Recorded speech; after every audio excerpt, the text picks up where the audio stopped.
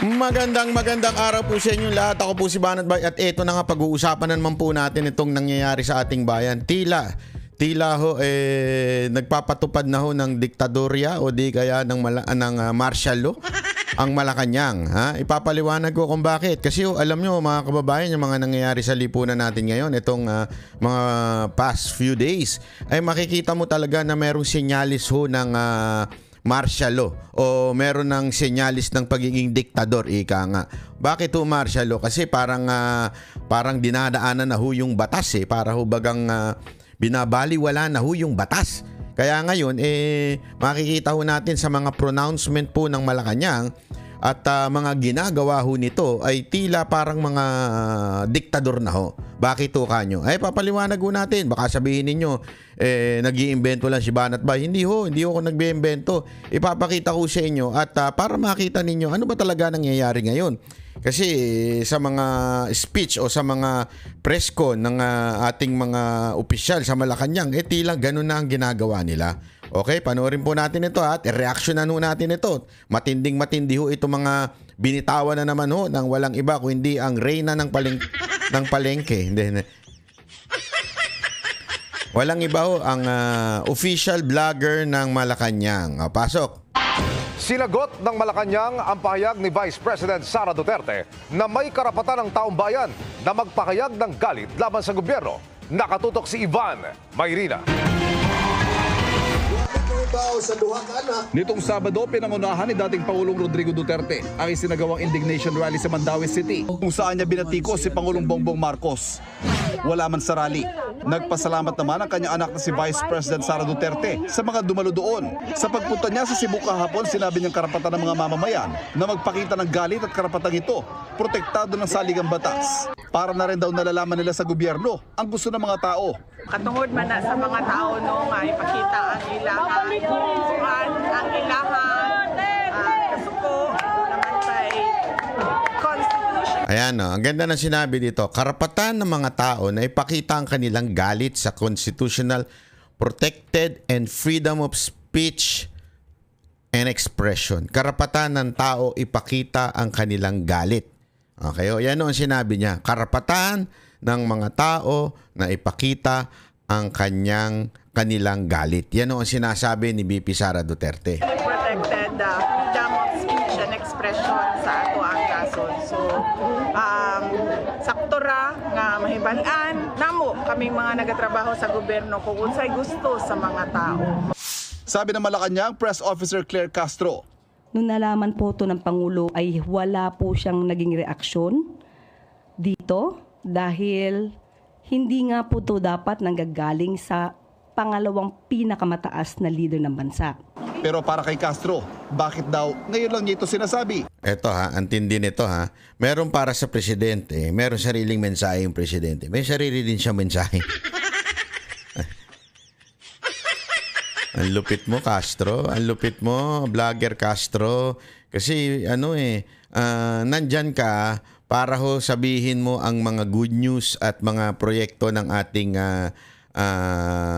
pamahalaan ng ating gobyerno. Partikular na ho yung mga partikular na ginagawa ni Marcos. Pero ano ginawa mo?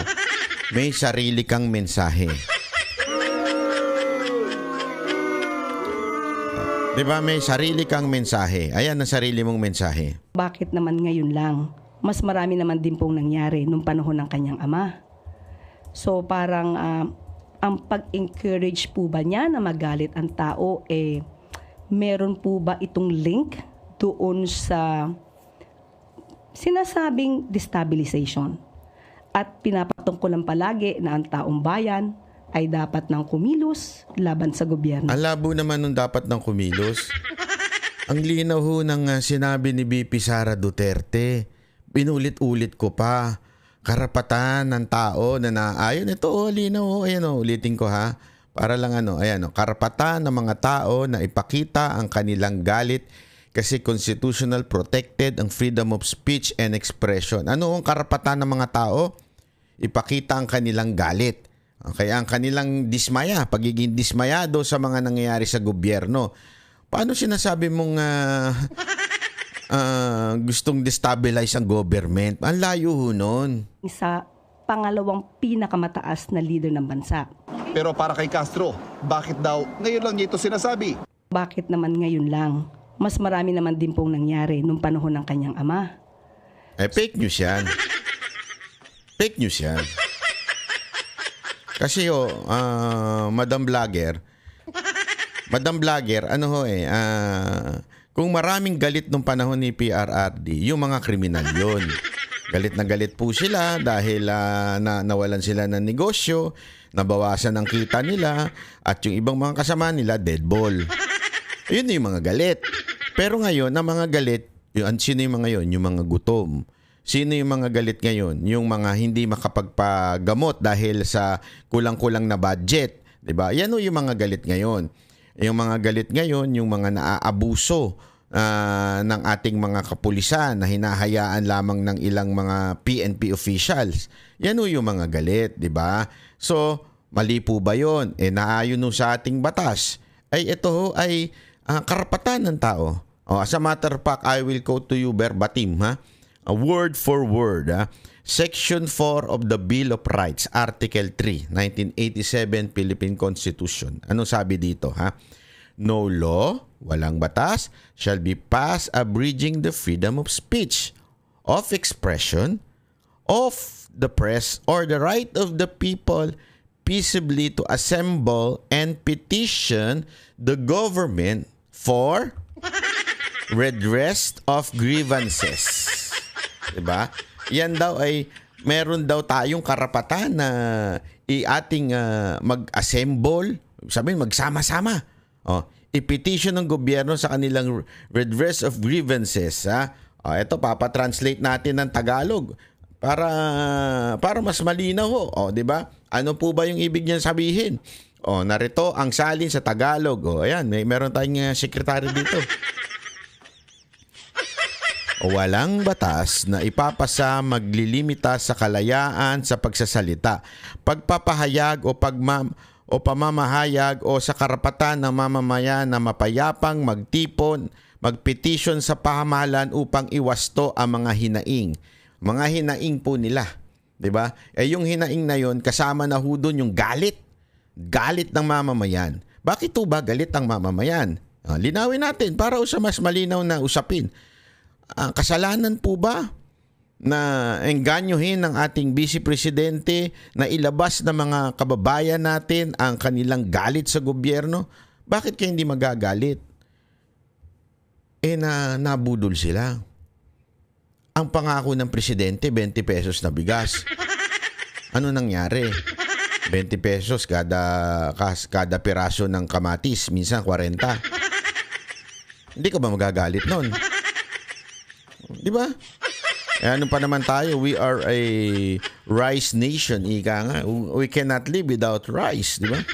We can live without boyfriend and girlfriend, but we cannot live without rice. Napakahirap. Sa Pilipinas, napakahirap mag-diet kasi talagang lahat ng bagay hindi kumpleto. Subukan mo kumain ng sinigang na walang rice. Hindi, at least sa ibang bansa, di ba? Pagka sinabi mong soup lang talaga. Soup, di ba? Sa Pilipinas, hindi pwede yung soup. Pag sinabi mong may sabaw, kailangan may rice yan, matik yan. May rice yan at may patis. Subukan mong kumain ng longganisa na walang rice.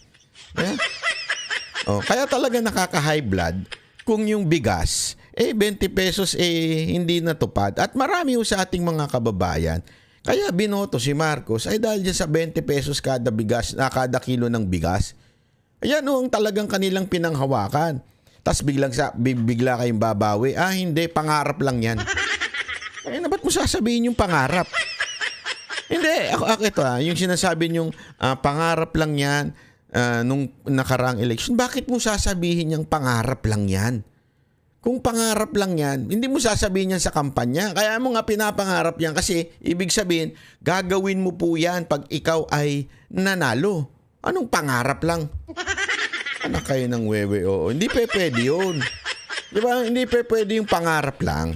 Ano pa? Ikakagalit mo sa Pilipinas. Yung criminality, kaliwat kanan.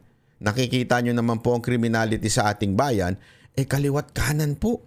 At mga bata na. At alam mo, kakaiba pag pinanunood ko yung mga ngayon as in minor ang mga kriminal. Hindi lamang po. Hindi nga lang sa news. Mantakin mo sa social media. Kaliwat kanan ang nagvi-video na sila po ay nagsashabu. Hindi may kakagalit yun. Kung ikaw may anak ka na siyempre gusto mo uuwi galing sa paaralan ng safety, di ba? Maayos, uuwing peaceful. Tapos mababalitaan mo na lang may bumastos na adik dyan sa labas. Merong muntikan ng dumukot na adik sa labas. Kasi nga adik eh. Hindi nyo napapansin, dumadami na naman yung sintu-sintu sa karsada. Hindi nyo napapansin yun? Ang dami na naman yung palakad-lakad sa karsada na sintu-sinto. Hindi yung sintu-sintu yun mentally Baka akala ninyo sintu-sintu yun mentally. Marami usak doon mga yun kaya nag-hallucinate na dahil sabog. Sabog, wasak na ang utak ng shabu. Di ba? Kasi tandaan ninyo, nakakasira ng utak po yan shabu. Yun po ang nangyayari dyan. So, mga kababayan, hindi ho biro yung nangyayaring criminality sa ating Pilipinas. At involved kahit mga pulis na ngayon. Bakit ho kanyo? Ay, pambihira. Yung PNP chip natin, sabihin ba naman? Alam mo, yung mga droga na yan, hindi naman yan. Hindi naman dahil sa ginusto nila yan. Dahil gano'n lang kailangan nila part of their work. Tapos, anong gusto mo? Matuwa pa kami at hindi kami magalit? Okay Okay yung PNP chip namin Cool pre, cool. Cool yan pre, cool. Gusto namin yan pre. Maayos yan. Gusto namin yan. Yung hindi kami pakikialaman sa aming gagawin. Ayos yan brad, ayos. Gusto nyo ba yung matuwa pa kami? Dahil kaliwat kanan ng krimen sa karsada, kaliwat kanan ng binabaril sa kalsada. Gusto nyo matuwa? Tuloy natin. O parang ang pag-encourage po ba niya na magalit ang tao, meron po ba itong link doon sa... Bakit ka, ma'am, nagtatanong ng ganyan? Para kang vlogger. Meron po bang link? Alam mo, kung si PNP Chief Marbil ang the worst PNP Chief, etong si Yusek, Yusek Castro ang pinaka-worst. Worst ka pa. Ang pinaka-malalang press official ng ating bayan. Mantakin mo, magtatanong siya na parang vlogger, hindi ka sigurado. Style ng mga vlogger yan Tsaka ng mga media yan Pero para sa'yo, hindi ka dapat ganyan. Ito ba ay may link sa destabilization? Alam mo, gusto ko na tuloy maniwala. Gusto ko na tuloy maniwala na ikaw ay talagang hinire ni Marcos para mag-troll. Para bumanat sa mga bumabanat sa gobyerno. Yan ba talaga ang job description mo? O sadyang magaspang ka lang talaga? Hindi kasi 'di ba nakita nyo naman yung ginagawa niya, yung kumakalat, yung nagte-trendy na nagwawarla siya. Nagwawarla siya dun sa isang presinto, 'di ba? Na kesyo pinagmalandakan niya. Taga-ABS-CBN ako. Feeling entitled. 'Di ba? Bakit yung ito? Hindi, alam mo, sabi niya kasi, meron siya sinabi, tinanong siya, tungkol dun sa nagbabiral niyang lumang video na yun. Tapos tinanong, sabi niya, kung ito mangyari, o kaya parang ang sinasabi ni Yusek Castro, uulitin ko ito, hindi ko ito pinagsisisihan. Kung mangyari uli yung sitwasyon na yun, uulitin ko ito. Abay, proud pa siya. Proud pa siya, nag-iskandalo siya. Diba? Alam mo, maybe you are fighting right. Tama ang pinaglalaban mo. Pero hindi ka mag-iskandalo. Sino lang yung kalaban mo dun? Sabihin na nating totoo yung sinasabi mo na hinuli ng walang warrant. Okay? Sabihin mo na. Sabihin na natin totoo yung sinasabi mong yun. Pero kailangan mo mag-iskandalo? Abogado ka, professional ka. Hindi. Nakita mo si Torion? Binababoy na yung KOJC. Mali-mali na yung pinapaba. Mantakin mo ito ha. Mantakin mo ito. Simple as this. Yung warrant, wala sa Pasig. Pasig ang address. Pero sinerve sa KOJC Davao. Doon pa lang sabit na. Nagwarla ho ba si Torion? Bubulabay bibig niya katulad ng pagbula ng bibig mo doon sa presinto? Figuratively. Hindi bumula yung bibig mo. Hindi, di ba? Ibig sabihin, maging professional ka naman. Tapos ganyan sasabihin mo, hindi, kung kakailanganin pa at kung mangyayari pa yung sitwasyon, uulitin mo pa. Proud ka talaga na palingkera ka. How come? Hindi, I mean, I understand kung sasabihin niya, oo, nung panahon na yun, medyo may dagsa ng damdamin ko. Medyo, ang aking damdamin noon ay dahil sa pangyayari. Pagpasensya nyo na, ganyan-ganyan. Dala lang ng damdamin. Maintindihan ko pa eh. Pero sasabihin mo pang, kung may pagkakataon na mangyari ulitin ko yun. Mr. Marcos, ano ba itong nilagay mo? Sabit-sabit? Ano ba itong klaseng press secretaryng inilagay mo? Hindi tama yung mga ganyan eh, di ba? Ay nako, pambira. Sinasabing destabilization. At pinapatungkulan palagi na ang taong bayan ay dapat nang kumilos laban sa gobyerno. Wala. Wala, sandali.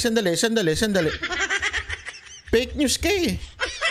Wala naman sinasabi si Vice President Sara Duterte na dapat nang kumilos ang taong bayan. Wala sinasabing ganun. Saan mo nakuha yun? At lalong wala naman sinasabi si Pangulong Duterte na dapat kumilos. Alam mo, yung mag-ama na yan, napakaano niyan pagdating sa batas. Never sila, alam mo, they can. Sa totoo lang, kayang-kaya nila mag-declare ng separation ng Mindanao at saka sa Luzon. Maraming susunod sa kanila. Kasi imbierna ng mga taga Mindanao sa ginagawa nitong gobyerno to. Pero hindi nila ginagawa yun. Diba? Kung magsalita man sila, ayun ay may halong may halong hindi naman pagbabanta ang tawag doon. May halong katotohanan lang na grievances, reklamo ika nga. Yun ang damdamin ng mga taga Mindanao. Hindi lalabas lang nila. 'Di ba? Pero wala silang sinabi kahit kailan na magsama-sama na tayo para yun na sinasabi nito eh. Napaka-fake news mo. Nandiyan ka pa man din. Namin ang reaksyon si Vice President Duterte. Para sa GMA Integrated News, Ivan Mayrina, nakatutok, 24 oras. Ayan. Alam mo, matindi talaga. Alam mo, kaya naisip ko talaga na dun sa, di ba, sa title natin, mukha talagang eto ho ay pagpapahiwatig na may martial law. Hindi man nila sinasabi, hindi man nila dinideclare, hindi man po nila sinasabi lantaran na diktador kami. Pero yung ganitong klaseng pagsasalita, parang nagdideklara ka na wag kang dahil you will be linked into a sedition. 'Di ba? Parang ganoon eh. Yun na kaya nga yung balita, ganoon ang dating na parang ang dating yung pananalita ni BP Sara Duterte ay maaaring kasuhan ng sedition. Maaaring iugnay sa sedition o inciting to sedition. Parang ganoon eh, 'di ba? So, ibig bang sabihin na yung sa sinabi ni BP Sara Duterte wherein that is really part of the law. That is part of our right na nasa konstitusyon po natin 'yan, 'di ba?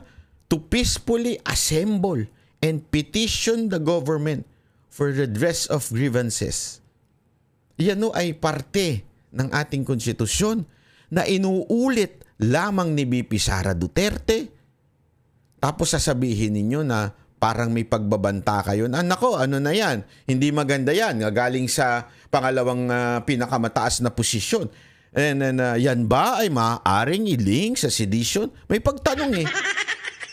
Parang may pagbantaan dating eh. Tama, mali. Hindi, ako nagtatanong lang, di ba? Napaka-obvious naman na meron kayong pinalalabas na, hoy, easy lang. Baka anuhan namin kayo, ha? Parang ganun eh. Di ba? Tapos, eto ha, matindi pa ito. aside from that, ito pa yung isang balita na mainit din ngayon. Aba, yung PNP chief parang may sariling batas. Hindi ko, parang may sariling batas. Dahil nga naman, sandali, hindi pwedeng presidente, vice president, senate president, speaker of the house, and chief justice lang ang pwedeng dumaan. Dapat pati ang PNP chief.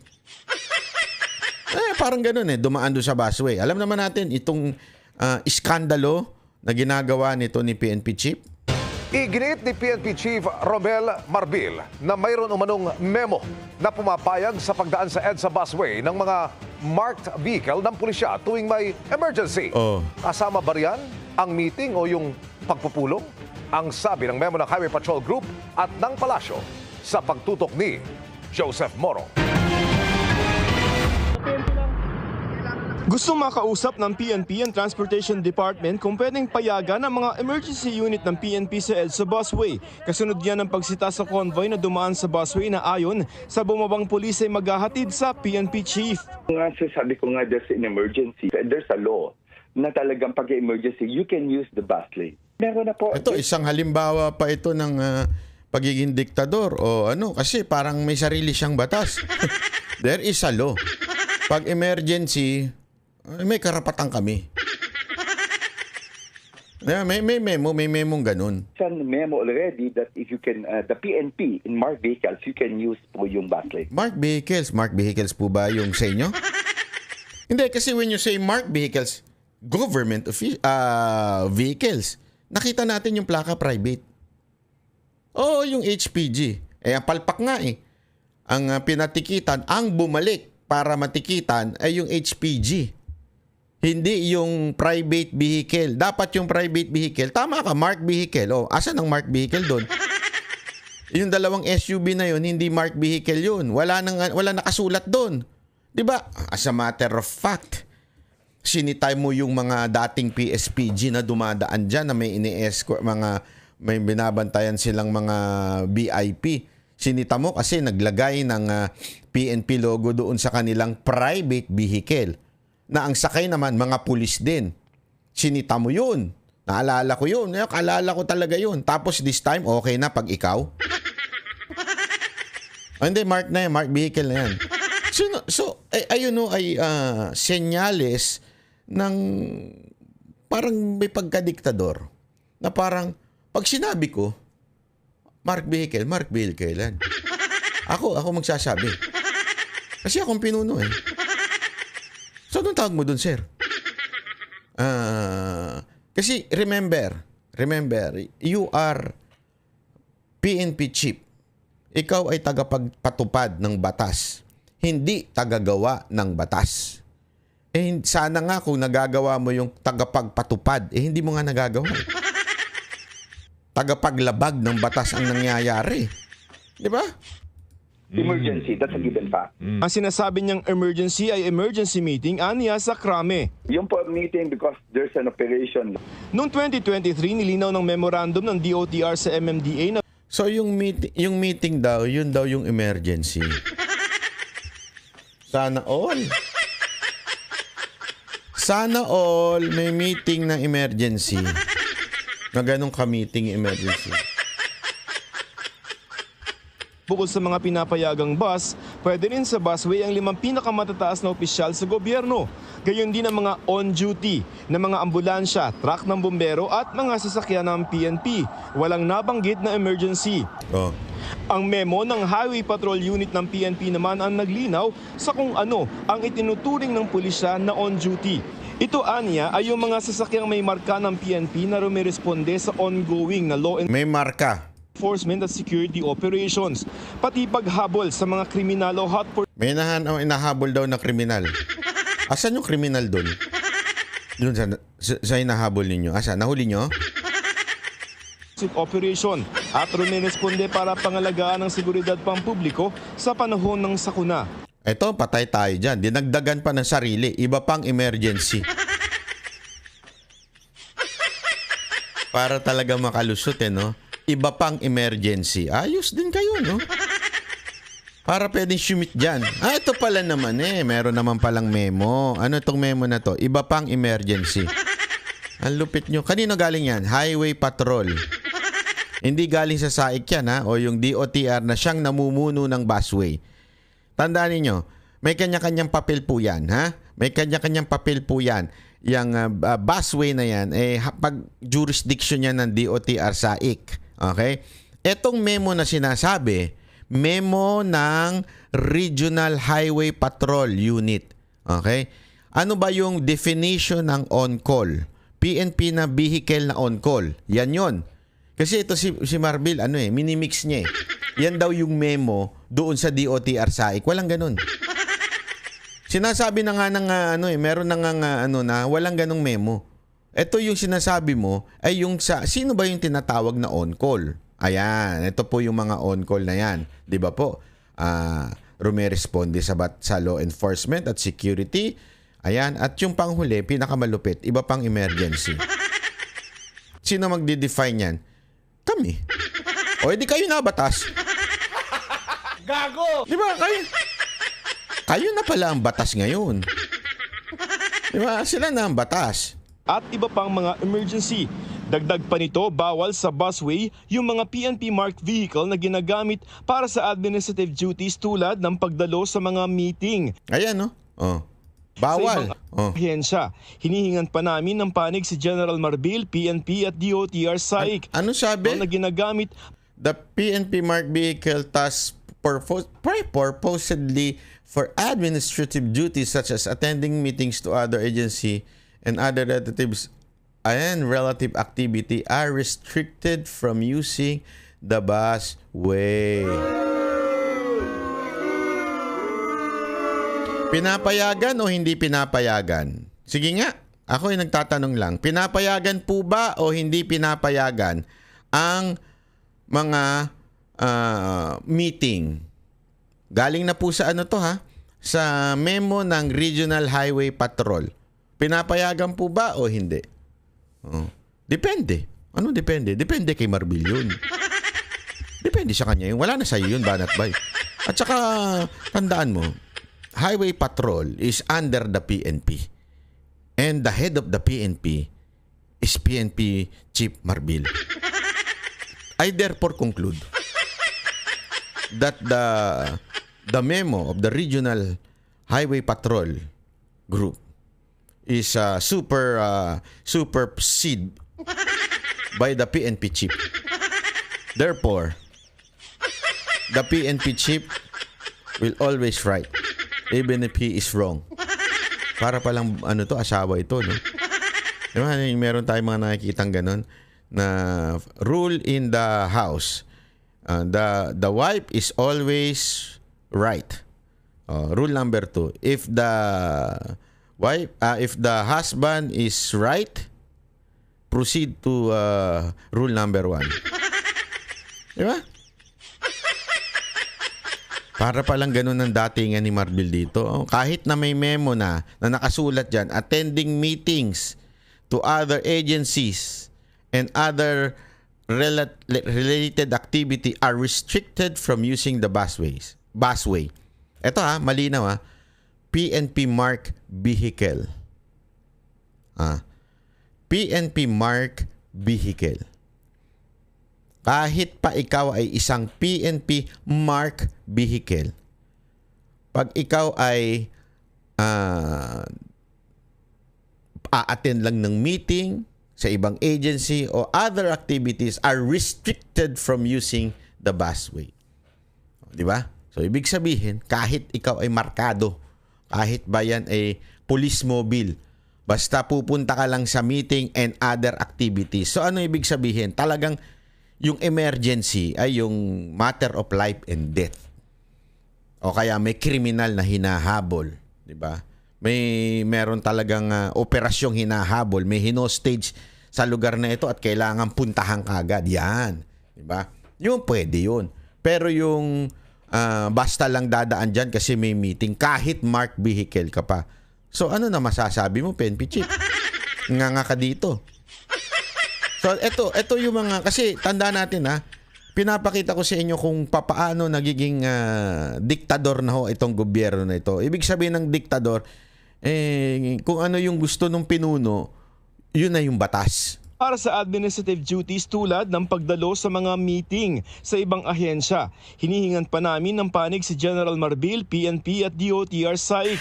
Wala pa ring update sa binanggit ni Interior Secretary John Vic Remulla kahapon na pagpapaimbestiga sa insidente. Pero sabi ng Malacanang ngayon kung totoo mang pinapayagan ang mga emergency. Dapat lamang po ito ay mapatunayan. Hindi po ito maaaring maabuso at gagamitin lang po yung salitang emergency. Dagdag pa ng palasyo, kapag ka po kasi sinabi natin na miyembro ng PNP, ambulansya, fire truck, hindi po kasama doon yung emergency meeting. Kung may emergency meeting, mas maganda po umalis sila na mas maaga sa kanilang bahay. Ayun, sa GMA Integrated News, Joseph Moro. Tanungin natin, sino sa kanilang dalawa ang unang masisibak? Sige na, pustahan tayo dyan, oh. Pustahan talaga. Hindi. Pustahan lang. Laro-laro lang. Wala namang perang involved. Pustahan lang. Sino unang masisibak sa kanilang dalawa? O sino unang magre-resign? Huwag na natin sabihin masisibak. Magre-resign na lang. Sino sa kanilang unang dalawa? Si Marbil o itong si Vlogger Castro na nasa Malacanang? Sino po? Sagot nyo siya sa baba. Isulat ninyo. Number 1, Marbil. Number 2, si Vlogger Yusek Castro. Sino sa kanilang dalawa ang unang masisibak o di kaya magre-resign? Sino doon sa dalawa? 1 or 2? Ha? Pili na kayo. Ding dong, ding dong, ding dong, ding dong, ding. Ganyan pag mga game show, di ba? O, sige na, sagot na. Tagal nyo sumagot eh. Pag umabot kayo dito sa video na to, kailangan kayo sumagot. Hindi pwede yung nakikiano lang kayo, join. Sagot-sagot din, ha? Okay. Ayan. Ito pa. Malupit. Ito nga. Ay, may isa pang memo. Ito pa kasi isang memo, mga kababayan, ha?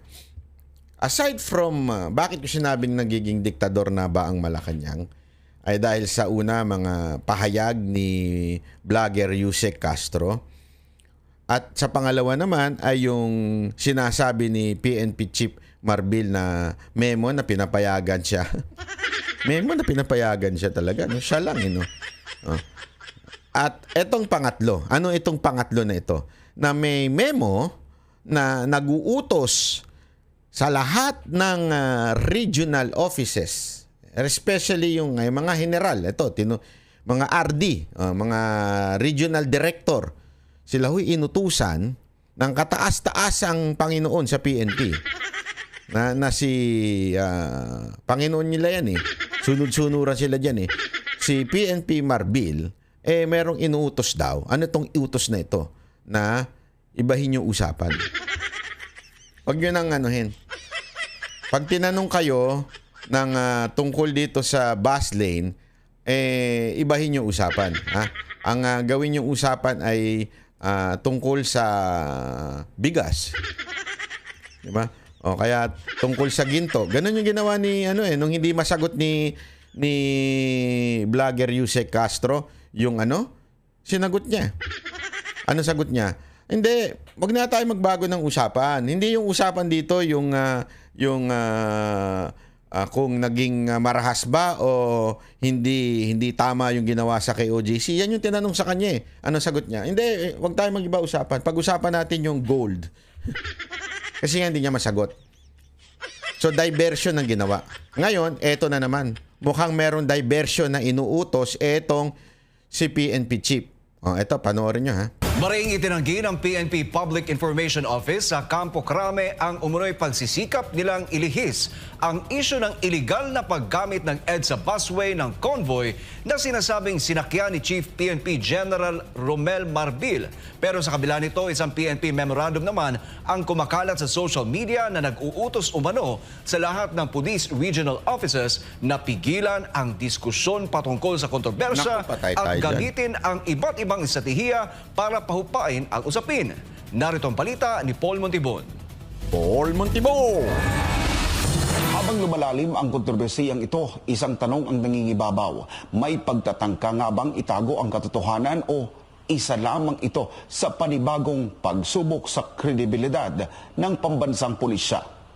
Batay sa lumabas na memo, inatasan ang lahat ng commander ng PNP na huwag magsalita hinggil sa issue at tanging ang Public Information Office ng Campo Crame lamang ang pwedeng sumagot sa mga katanungan. Kasama rin sa mga inatasang hakbang ang paggamit ng lahat ng PNP resources sa ilalim ng PICA-G para i-overshadow ang kontrobersiya at limitahan ang negatibong epekto nito sa reputasyon ni Chief PNP Marbil. Bukod dito, inutusan din ang lahat ng Police Regional Offices na maglabas ng sunod-sunod na accomplishments upang itulak sa sideline ang issue. Ayon sa dokumento, tatagal ang kautusan hanggang Marso 5, 2025 o hanggat hindi pa humuhupa ang kontrobersiya.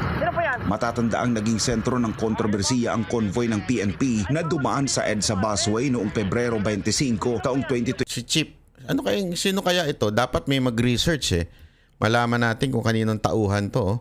Malalaman yan eh. Imposible hindi malaman yan. Kilala yan eh. Ng PNP na dumaan sa EDSA busway noong Pebrero 20. Yan. Sino kaya itong mamang to? Dapat hanapin itong mamang to kung sino ito. At ano ang trabaho niya? Kasi siya yung nagsasabi. Siya yung parang pinuno eh. Parang pinaka chief of staff ang datingan eh. Hanapin kaya natin to, sino tong chief of staff na to. Para malaman natin, kasi ayaw umamin ni PNP Chief Marbil na siya yan eh. Kahit sinabi na nung kanyang tao na si Chief. Sinabi na nung tao niya eh. Ayan nabuking sila dyan eh. Nadulas eh, sabi si Chief. Hindi nila alam naka-video sila, may camera. Hindi siguro nakita nila yung body cam, di ba? 5 taong 2025. Sa kabila ng mga ulat na si Chief PNP Marbil ang sakay nito, mariin niya itong itinanggi at iginiit ng PNP na isang mataas na opisyal lamang ang sakay ng convoy. Ayan sana may mag-check din sa LTO nung plaka. Di ba? At iginiit ng PNP na isang mataas na opisyal lamang ang sakay ng convoy. Ayon sa PNP, ang dahilan ng pagdaan sa busway ay ang isang importanteng pagpupulong sa Campo Crame. Pero kahit kinumpirma ni DILG Secretary John Vic Remulla ang nasabing meeting, nilinaw niyang hindi niya binigyan ng basbas si Marbil o sino mang opisyal para lumabag sa batas trapiko. Samantala, nanghingan naman ng reaksyon ng PNP Public Information Office hinggil sa lumabas na memorandum, iginiit nilang walang katotohanan ang umunoy plano nilang manipulahin ang impormasyon. Sa huli, walang katotohanang manipulahin ang kanilang impormasyon. Pero hindi nila sinagot. Kasi ito yung ito yung lumalabas na PCADG shall mobilize its resource to overshadow the issue, redirect public attention, naku grabe no, mitigate any further impact for the Chief PNP and the organization. No, di ba? So pero alam mo, magtataka ka mga kababayan ha. Ang tahimik ng Makatay Black ha. Mantakin mo ha. Makatay Black hindi sila nagsasalita tungkol dito. O yung mga supposedly galit sa pulis. Bakit kaya no? Hindi tayo galit sa pulis ha, dahil kaya tayo sasalita. Hindi ito itinatama lang natin. Kasi nakakagalit ito. This is so unfair. This is so unfair to us na pati ito isipin mo, yung mga ambulansya na walang sakay na may sakit, di ba? O karga-kargang pasyente, inuhuli. Kasi tandaan natin, maraming purpose yung ambulansya. Pwede namang walang sakay, papunta siya doon sa merong nanganganib na buhay. O kaya ililipat mula sa ospital na ito papunta sa isang ospital. Pwedeng ganun eh. Kasi may mga ospital hindi kaya. So para ma-travel yan na nasa jurisdiction pa rin ng ospital, yung mga ospital, yung ambulansya nila, kukunin, bibit-bitin mula dito sa isang ospital, dadalhin doon sa isang merong mga procedure na kayang gawin ng isang ospital. So yung 'di ba, yung ambulansya na yun, maaaring walang sakay. Yun emergency yun. Pero hindi pinapayagan nga. Pangalawa, yung maaaring merong may dala-dala mga organs, di ba? Na kailangan mabilis ma-transport. Bakit hindi rin pinapayagan yun? Kasi stricto nga tong SAIC di ba? Tapos, etong PNP chief, hindi, may meeting ako. Pwede po ba yun? Tapos, para lang mabago ang uutusan niya. Inuutusan niya. Ito, sa ano na yan, sa statement na yan. Inuutusan niya di umano. Etong lahat ng regional offices na na i-overshadow o maghanap ng ibang issue. Ayan redirect public attention and mitigate any further, 'di ba? Notice or further notice impact. Ayun, di ko alam yung further ano yung nakasunod doon. Pero i-redirect, ibig sabihin nung tutusan na iba na pag-usapan, gumawa kayo. Ito nga, to be implemented for 1 week para mapatay talaga yung issue. Di ba? Although, siyempre, ang sasabihin, itatanggi po yan. Itatanggi po yan ng PNP. Natural. Pwede bang aminin ng PNP yan? Pwede bang aminin ni Marbil? Yung pagdaan nga niya, hindi niya inamin. Yan pa kaya? Hindi. Simple logic, mga kababayan. Yung pagdaan nga ni PNP chief, hindi niya inamin. Kahit booking na po siya, hindi niya po inamin. Ito pa kaya aaminin niya? Ano sa tingin niyo? Hindi, ako nagtatanong lang Sa tingin niyo aaminin niya to? I don't think so. People in the house. 'Di ba? Imposible yung aminin niya ito. Kaya mga kababayan, ito yung mga bagay na nagpapatunay na talagang meron ata talagang diktador na nangyayari sa ating bayan.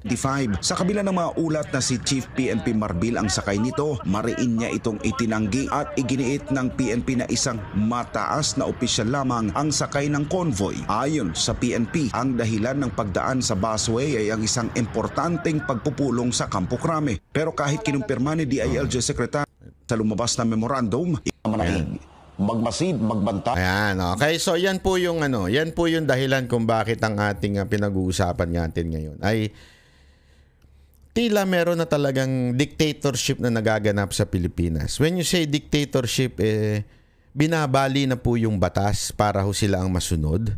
Binabali na po yung batas para yung mga mali ay maitama. At higit sa lahat, pinipigilan na po yung tao na maglabas ng kanilang saloobin. Paano Sa pamamagitan ng pananakot? Although it was arranged, it was parang naibigkas ito ng patanong. Pero halatang halata na gusto nilang magkaroon ng fear among the people by saying, eto kayang statement ni VP Sara Duterte ay maaaring malink sa inciting to sedition or sedition. May ganun di ba? Paano magiging inciting to sedition kung sinabi lang ni VP Sara Duterte yung mismong nakasulat sa batas? Di ba? Ano nakasulat sa batas? O na mag-redress of grievances. O maaari tayong ilabas ang saloobin natin at magalit sa gobyerno. Wala naman po sinabing magrebelde sa gobyerno. Iba po yung magalit sa gobyerno, ilabas natin ang sama ng loob natin. Karapatan mo natin yan. Why? Nasa konstitusyon din natin. Ang kapangyarihan ng lahat ng nasa authority emanates from the people. Tayo dapat ang nasusunod. Tayo dapat ang sinusunod. Tayo dapat po ang may karapatan. Hindi ho ang pamahalaan na mali-mali na ang ginagawa. Oo, pag mali ang ginawa natin, dapat to itong panagutin sa batas. Tama, agree ako dun. Anything that we do must be guided by our law. Kaya nga dapat maingat tayo. Maingat tayo mga kababayan. Ako paulit-ulit ko sinasabi at ang aking grupo. Tayo ay magreklamo, tayo ay magalit sa gobyerno, pero hindi tayo hahawak ng armas o di kaya magre-rebelde o susugod at magde-declare ng kung ano-ano. Basta tayo, karapatan lang natin yung ilabas ang ating saloobin. Ilabas ang ating pagpuna sa gobyerno. Ito ay ating duty bilang mamamayang Pilipino na punahin ang mga mali na nakikita natin. Magalit tayo sa mga mali. Walang problema ho dyan. Diba? Kanina nga sinabi ko kanina, i-google ko lang yung sinabi ko kanina sa sa aking programa, sa aming programa sa SMNI na napakagandang bersikulo sabi dito. Hindi, totoo. Maganda ho itong versikulo na ito. Ha? Ito, ang sabi dito, sa Ephesians 4 verse 26. Ha? Sabi dito, be angry and do not sin. Don't let the sun go down on your anger. Diba?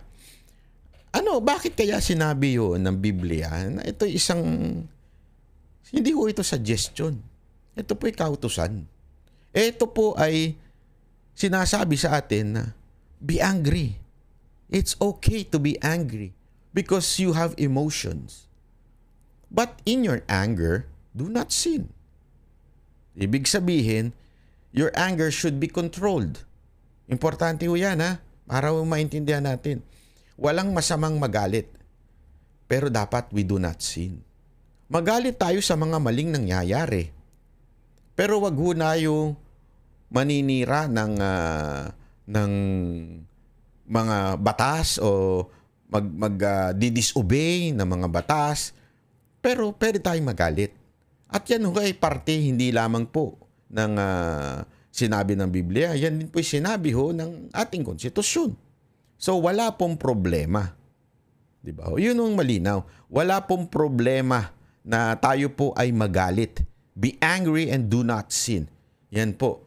Kung ang Biblia nga nagsasabi, ang Diyos nga nagsasabing be angry and do not sin. Okay lang maging magalit tayo. Sino itong si Castro na magsasabing bakit nyo iniinggan yung magalit ang tao? Hindi, kasi may mali eh. May mali kaming nakikita. Meron kaming hinaing sa gobyerno. Ano gusto nyo? Ang saya-saya. Ang saya-saya. 40 na ang bigas. Ang saya naman yan. Ang saya-saya. Ayos yan na. Okay yan. Panalo yan. Gusto namin yan. 40 na ang bigas. Gusto nyo ba ganun? Hindi pa pwede. Galit to eh. Kung ayaw ninyong magalit ang taong bayan, gawin nyo ho ang inyong trabaho ng maayos. Sumunod din ho kayo sa batas. Diba? PNP Chief Marbil. Baka pati kami, pigilan mo nang i-discuss to. At kung ano-ano nang isampa mo sa mga ano. Diba? Pipigilan mo kami? Dahil nasisira ang pangalan mo? Sira naman ako talaga noon pa. Doon sa ginawa nyo sa KOJC, hindi makakalimutan ng mga Pilipino yun. Na isang simbahan ninapastangan ng iyong pamumuno dyan sa PNP. Yes, you were not there. Pero ikaw ang responsible dyan. Mantakin mo simbahan, wawasakin nyo. May nahanap? Wala. Asan yung heartbeat? Wala. Akala ko ba may naririnig kayong heartbeat? Ano yung patay na yon? Hindi nyo nahukay? Diba? Kawawa naman yung heartbeat na yun. Deadbull na siguro yun by this time. Wala kayo nahukay eh. Huwag nyo nang ipaglaban na nahuli nyo si Pastor Kibuloy doon. Hindi. Isa po ang sumuko si Pastor sa isa. Malinaw na ho yun. Huwag nyo nang baliktarin ng istorya. Malinaw ho, sumuko si Pastor sa isap at itinurn over lang sa inyo. Huwag kayong sinungaling. Alam ng mga taga KOJC yan. Itinurn over lang sa inyo. 'Di ba? Yun ang totoo, pero isa po ang sumuko si Pastor at nasa labas, wala sa loob. Tapos dinala na lang doon sa may hanger malapit. 'Di ba ho? Yun ang katotohanan. PNP Chief Marbil, ikaw ang pinuno nito nung binastos ng PNP yung holy ground ng KOJC. Tapos this time, eto na naman ikaw. May iskandalo ka na naman sa busway. Ano na susunod? Tapos, okay lang. Maging masaya lang kami. Dapat nga, nagiging busy kayo. Ayusin yung peace and order ng Pilipinas. Yan dapat ang pinagkakaabalahan ninyo. Ano pinagkakaabalahan ng PNP ngayon? Usigin ang mga kalaban ng gobyerno. May balita kami dyan sa Negros na naman. Meron na naman daw planong gawin dyan. Di ba? Yan, dyan ang focus nyo. Ito si pangalan nito si Torre. Ano focus niya? Usigi ng mga vlogger. Sir, Hindi nyo man nakikita ang tindi ng crime sa Pilipinas? Yun nga sa social media, ang dami ng addict, hindi nyo hulihin yun. Yun ang hulihin ninyo. Ba't ang hinuhuli nyo yung mga vlogger? Diba? Hindi, yun lang. Ganun lang kasimple. Ang dami nagsashabu sa social media. Oh. Tapos ang huhulihin ninyo yung mga nagkikriticize sa inyo. Huwag ganun, huwag ganun. Mali yun. Mali yung ano. Oh, hindi ba? Ayun lang naman po. Okay? So maraming salamat po. Ako po si Banat Bay. Kita-kita uli tayo sa susunod na ating video. Yan ang Banateros, boses ng